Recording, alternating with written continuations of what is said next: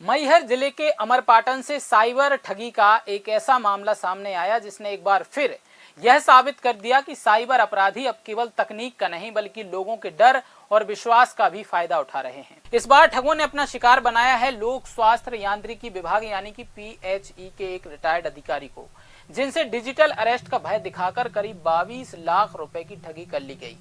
मामला अमरपाटन थाना क्षेत्र के ग्राम इटमा कोठार का है, जहां रहने वाले मानेंद्र सिंह राठौर को अचानक एक फोन कॉल आया।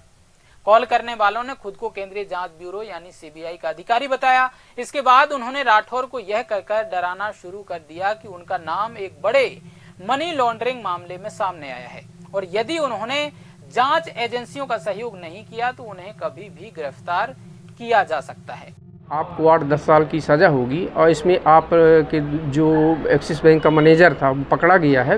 वो 1400 करोड़ रुपए का घपला किया है और उसमें से उसने बयान दिया है कि आपके अकाउंट में जो दिल्ली में खोला गया है मानेंद्र सिंह के नाम से, उसमें आपको आपका 8 करोड़ 70 लाख का लेन देन किया गया उसमें, और उसने कबूल किया है कि इनको मैंने 80 लाख रुपया दिया है और इसलिए आपको जो है तो ये गोपनीयता बना के रखना है, किसी से कहना नहीं है और हम आप लोग की मदद में लगे हुए हैं। फिर हमको दिल्ली पुलिस का एक लेटर और एक RBI का लेटर भेजा गया, पर 2 दिन बाद बोले कि ये जो एड्रेस हम आपको RBI के उसमें दे रहे हैं इसमें से आप पैसा करें। इसके पहले उन्होंने मेरी पूरी जानकारी ले ली थी।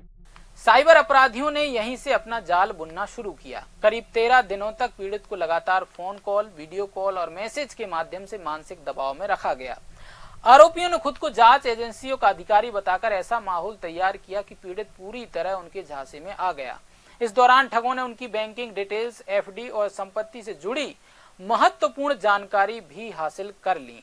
जानकारी के अनुसार आरोपियों ने पीड़ित की 4 फिक्स्ड डिपॉजिट यानी FD तुड़वा दी और अलग अलग माध्यमों से करीब 22 लाख रुपए अपने खातों में ट्रांसफर करा लिए।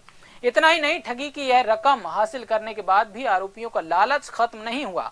उन्होंने पीड़ित से 8 लाख रुपए और देने की मांग की।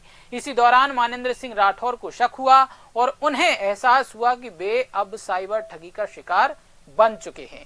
पीड़ित की शिकायत पर पुलिस ने तत्काल मामला दर्ज कर लिया है। पुलिस ने एक महिला समेत 3 आरोपियों के खिलाफ विभिन्न धाराओं में प्रकरण कायम कर जांच शुरू कर दी है। साथ ही साइबर सेल की मदद से आरोपियों तक पहुंचने का प्रयास भी किया जा रहा है। मामला बहुत गंभीर है। तुरंत इसको संज्ञान में लेते हुए वरिष्ठ अधिकारियों के नॉलेज में ला करके निर्देश प्राप्त करके इसमें प्रथम दृष्टया जो आवेदन में और बातचीत के दौरान 3 आरोपियों के नाम आए हैं, 1 महिला और 2 पुरुष।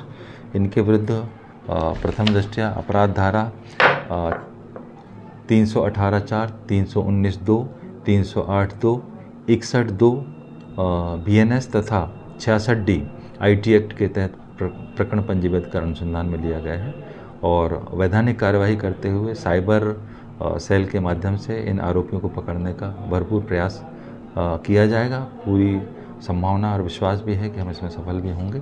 पुलिस ने आम लोगों से अपील की है कि किसी भी अनजान फोन कॉल, वीडियो कॉल या खुद को CBI, ED पुलिस अथवा किसी अन्य जांच एजेंसी का अधिकारी बताने वाले व्यक्ति पर बिना सत्यापन के भरोसा ना करें। कोई भी जांच एजेंसी फोन पर धमकी देकर पैसे ट्रांसफर करने के लिए कभी नहीं कहती है।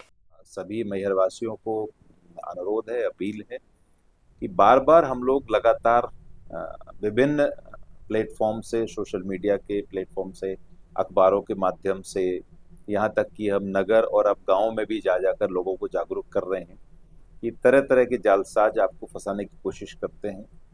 डिजिटल अरेस्ट जैसी कोई चीज़ नहीं होती, कानून में ऐसा कोई प्रावधान नहीं है। अरेस्ट सिर्फ और सिर्फ फिजिकल होती है और कोई भी इस प्रकार का प्रलोभन देता है, डराता धमकाता है, किसी झांसे में आने की आवश्यकता नहीं है। आप पुलिस को बताइए, जो आपके परिचित है उनको बताइए, चर्चा करिए।